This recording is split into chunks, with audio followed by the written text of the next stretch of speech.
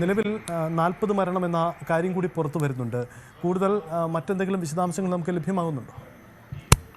അതെ സജിത്ത്, മരണസംഖ്യ ഉയരുകയാണ്. ഇപ്പോൾ 40 പേർ മരിച്ചു എന്നാണ് ഇപ്പോൾ ലഭിക്കുന്ന വിവരം. ഒരുപക്ഷെ മരണസംഖ്യ ഇനിയും ഉയരാൻ സാധ്യതയുണ്ട്. ഏതായാലും ഈ വിമാനത്താവളത്തിൽ ഉണ്ടായിരുന്നവരുടെ 169 പേർ ഇന്ത്യക്കാരാണ് എന്ന വിവരങ്ങൾ കൂടി പുറത്തു വരുന്നുണ്ട്. 52 പേർ ബ്രിട്ടീഷ് പൗരന്മാരാണ് എന്നുകൂടി ഇപ്പോൾ വിവരങ്ങൾ ലഭിക്കുന്നു. ഏതായാലും വിജയ് രൂപാണി, മുൻ ഗുജറാത്ത് മുഖ്യമന്ത്രി, അദ്ദേഹം വിമാനത്തിൽ ഉണ്ടായിരുന്നെന്ന സ്ഥിരീകരണം ഇപ്പോൾ ലഭിച്ചിട്ടുണ്ട്. അദ്ദേഹത്തിൻ്റെ ഓഫീസ് തന്നെ സ്ഥിരീകരിച്ചിട്ടുണ്ട്. അദ്ദേഹത്തിന് പരിക്കേറ്റിട്ടുണ്ട്, ഗുരുതരമായി പരിക്കേറ്റിട്ടുണ്ടെന്ന് വിജയ് രൂപാണിയുടെ ഓഫീസ് തന്നെ ഇപ്പോൾ സ്ഥിരീകരിച്ചിരിക്കുകയാണ്. കാരണം അദ്ദേഹത്തിൻ്റെ ഭാര്യ കഴിഞ്ഞ 6 മാസമായി ലണ്ടനിലാണ്. അപ്പോൾ സ്വാഭാവികമായും അവിടേക്ക് പോവുകയായിരുന്നു അദ്ദേഹത്തിൻ്റെ ബോർഡിംഗ് പാസ്സൊക്കെ തന്നെ നേരത്തെ പുറത്തു വന്നിരുന്നു. പക്ഷേ വിമാനത്തിലുണ്ടോ എന്ന കാര്യത്തിൽ ഒരു സ്ഥിരീകരണം ഉണ്ടായിരുന്നില്ല.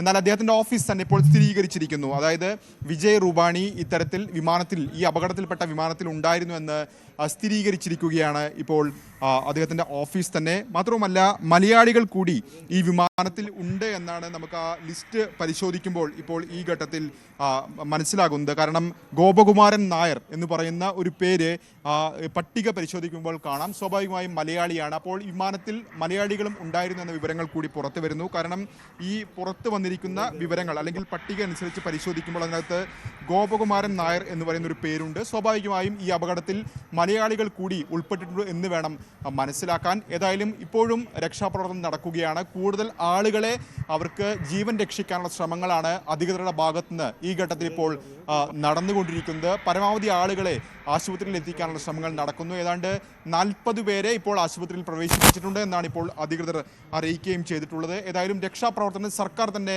മേൽനോട്ടം വഹിച്ചുകൊണ്ടൊരു രക്ഷാപ്രവർത്തനം തന്നെയാണ് നടക്കുന്നത്. അമിത്ഷായും ഇപ്പോൾ അഹമ്മദാബാദിൽ എത്തിച്ചേരുമെന്നാണ് ഔദ്യോഗികമായ പ്രതികരണം അല്ലെങ്കിൽ സ്ഥിരീകരണം അവരുടെ ഭാഗത്തുനിന്ന് ഉണ്ടായിട്ടുണ്ട്. വ്യോമയാന മന്ത്രിയും ഇതിനോടകം തന്നെ അഹമ്മദാബാദിലേക്ക് തിരിക്കുകയും ചെയ്തിട്ടുണ്ട്. ഏതായാലും സമീപകാലത്തുണ്ടായ വലിയൊരു വിമാന അപകടത്തിനാണ് ഇപ്പോൾ രാജ്യവും അഹമ്മദാബാദും സാക്ഷ്യം വഹിച്ചിരിക്കുന്നത്. അപ്പോൾ പോലും പരമാവധി പേരെ രക്ഷിക്കാനുള്ള ദൗത്യം ഈ ഘട്ടത്തിലും തുടർന്നുകൊണ്ടിരിക്കുകയാണ്. സജിത്ത്, അതാണ് സാഹചര്യം. എന്തായാലും വിജയ് രൂപാണി ഇതിലുണ്ടായിരുന്നു എന്ന കാര്യത്തിൽ വ്യക്തത വരികയാണ്. 52 ബ്രിട്ടീഷ് പൗരന്മാരുണ്ടായിരുന്നു. ഒപ്പം രാകേഷ് റിപ്പോർട്ട് ചെയ്യുന്നത് പോലെ, രാകേഷ് സൂചിപ്പിച്ചതുപോലെ ഒരു മലയാളി അടക്കം അതിലുണ്ടായിരുന്നു.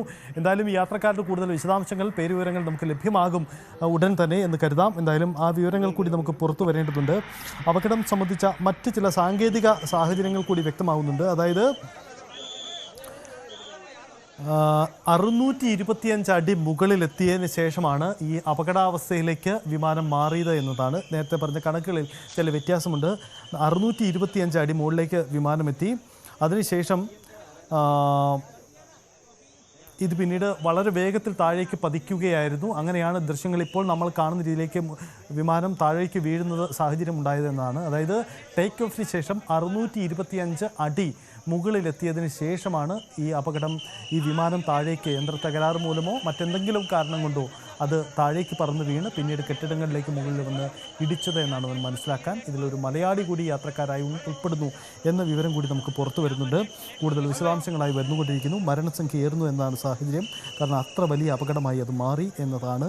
രാജ്യം എന്തായാലും ജാഗ്രതയോടുകൂടി ഈ സാഹചര്യങ്ങളെ കൈകാര്യം ചെയ്യുകയാണ്. പൊതുജനങ്ങൾക്ക് പ്രത്യേക അഭ്യർത്ഥന നൽകിയിട്ടുണ്ട്. അവിടുന്ന് മാറി നിന്ന് രക്ഷാപ്രവർത്തനത്തിന് സൗകര്യമൊരുക്കണം. 40 മരണം സ്ഥിരീകരിക്കപ്പെടുന്നു. ഔദ്യോഗികമായി തന്നെ കൂടുതൽ നാശനഷ്ടം സംബന്ധിച്ച കണക്കുകൾ പുറത്തു വരാനുണ്ട്. എന്തായാലും ഇതിലെ ക്രൂ ലിസ്റ്റ് അടക്കമുള്ളവരുടെ പേരുകൾ അടക്കം പുറത്തു വന്നിട്ടുണ്ട്. നേരത്തെ സൂചിപ്പിച്ചതുപോലെ സബർവാൾ സുനീത് എന്ന ക്യാപ്റ്റൻ, കുൻദേർ ക്ലെയർ എന്ന ഒപ്പം കോ ക്യാപ്റ്റൻ, മറ്റ് ക്രൂ മെമ്പേഴ്സിൻ്റെ പേരുകൾ ഇങ്ങനെയാണ്: ധവാൻ ശാരദ, മാധദിക് അപർണ, ഒപ്പം ചക്രവർത്തി സൈനിത, അങ്ങനെ അടക്കം ഇങ്ങനെ ഈ ക്രൂ മെമ്പേഴ്സിൻ്റെ വിശദാംശങ്ങൾ പുറത്തു വന്നിട്ടുണ്ട്. ഒപ്പം നമുക്ക് ഉടൻ തന്നെ ഈ പൂർണ്ണമായും യാത്രക്കാരുടെ പേരുവിവരങ്ങൾ കൂടി വ്യക്തമായിട്ടുണ്ട്. ആ പേരുവിവരങ്ങൾ കൂടി പുറത്തു വന്നിട്ടുണ്ട്. അതിൽ കൂടുതൽ സ്വാഭാവികമായും മലയാളികളോ മറ്റു പ്രധാന വ്യക്തികളോ ഉൾപ്പെട്ടിട്ടുണ്ടോ എന്ന കാര്യം കൂടി പരിശോധിക്കപ്പെടേണ്ടതുണ്ട്. ഓരോ സീറ്റ് നമ്പറിലും ഉള്ള ആളുകളുടെ വിശദാംശങ്ങൾ കൂടി നമുക്ക് പുറത്തു വന്നിട്ടുണ്ട്. അവരുടെ പേരുവിവരങ്ങളടക്കം പുറത്തു വന്നിട്ടുണ്ട്. ഇതിൽ കൂടുതൽ മലയാളികൾ ഉൾപ്പെട്ടിട്ടുണ്ടോ എന്ന കാര്യത്തിൽ കൂടി വ്യക്തത വരേണ്ടതുണ്ട്. അതിൻ്റെ വിശദാംശങ്ങൾ നമുക്ക് വരുമെന്ന് കരുതാം. എന്തായാലും അപകടം വളരെ വലുതാണ്. അതിൻ്റെ തീവ്രത അങ്ങേയറ്റം വലുതാണ് എന്നുകൂടിയാണ് നമുക്ക് വ്യക്തമാവുന്ന കാര്യം. രാകേഷ് പറഞ്ഞതുപോലെ മലയാളികളുടെ പേര് ഇതിൽ ഉൾപ്പെടുന്നുണ്ട്. അതിൻ്റെ പേര് വിവരങ്ങൾ, അതിൻ്റെ വിശദാംശങ്ങൾ കൂടുതൽ വരേണ്ടതുണ്ട്. ആരൊക്കെയാണ് അത് എന്ന കാര്യത്തിൽ വരേണ്ടതുണ്ട്. ശ്രദ്ധിക്കുമ്പോൾ വിജയ് റൂപാനിയുടെ പേര് ലിസ്റ്റിൽ കാണാൻ കഴിയുന്നുണ്ടോ? എനിക്ക് പെട്ടെന്ന് കാണാൻ കഴിഞ്ഞിട്ടില്ല. ഈ പട്ടികയിൽ നമ്മൾക്ക് കാണാൻ സാധിച്ചിട്ടില്ല. പക്ഷേ അദ്ദേഹത്തിൻ്റെ ഓഫീസ് അക്കാര്യം സ്ഥിരീകരിക്കുന്നുണ്ട് എന്നാണ് ഗുജറാത്ത് മാധ്യമങ്ങളൊക്കെ തന്നെ റിപ്പോർട്ട് ചെയ്യുന്നത്. അതായത് വിജയ് റൂപാനിയുടെ ഓഫീസ് തന്നെ ഇക്കാര്യം സ്ഥിരീകരിക്കുന്നുണ്ട്. ഒപ്പം അദ്ദേഹത്തിന് പരിക്കു പറ്റി എന്നുകൂടി അവർ സ്ഥിരീകരിക്കുന്നുണ്ട് എന്നാണ് ഇപ്പോൾ ഗുജറാത്ത് മാധ്യമങ്ങൾ തന്നെ റിപ്പോർട്ട് ചെയ്യുന്നത്. മാത്രവുമല്ല, നിലവിൽ ലഭിക്കുന്ന വിവരമനുസരിച്ച് കഴിഞ്ഞ 6 മാസമായി വിജയ് റൂപാനിയുടെ ഭാര്യ ലണ്ടനിലാണുള്ളത്. അപ്പോൾ അവിടേക്ക് പോയതാകാം വിജയ് റൂപാനി.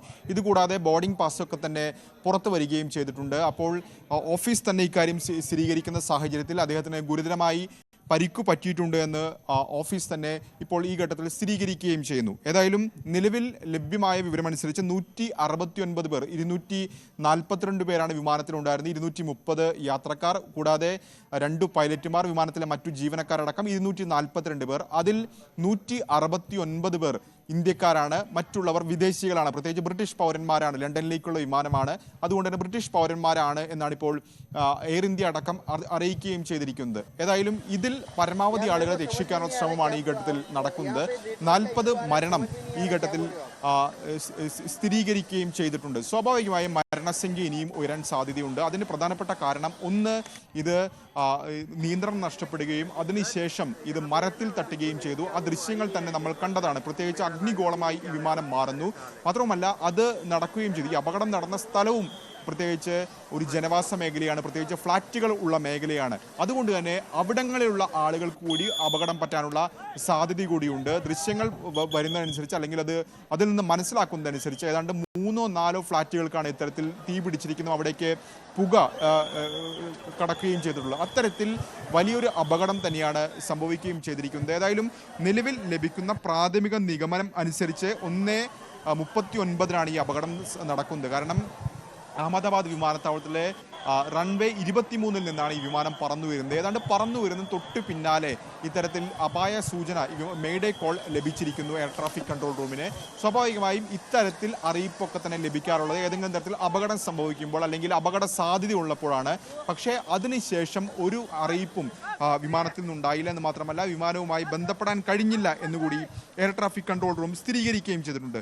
അതിന് തൊട്ടു പിന്നാലെ ഈ വിമാനം അപകടത്തിൽപ്പെടുകയും ചെയ്തു. വിമാനത്താവളത്തിൽ നിന്ന് ഏതാണ്ട് അത്ര അകലില്ലാത്ത സമീപ പ്രദേശത്തോട് ചേർന്ന് കിടക്കുന്ന മേഖലയിൽ തന്നെ അപകടത്തിൽപ്പെടുകയും ചെയ്തിരിക്കുന്നു. സ്വാഭാവികമായും ഇപ്പോൾ രക്ഷാപ്രവർത്തനം നടക്കുകയാണ്. കാരണം അവിടെ കൂടുതൽ ആളുകളെ, പരമാവധി ആളുകളെ ഇത്തരത്തിൽ സുരക്ഷാ കേന്ദ്രങ്ങളിലേക്ക് മാറ്റാനുള്ള ശ്രമമാണ് ഇപ്പോൾ ഈ ഘട്ടത്തിൽ നടന്നുകൊണ്ടിരിക്കുകയും ചെയ്യുന്നത്. ഏതായാലും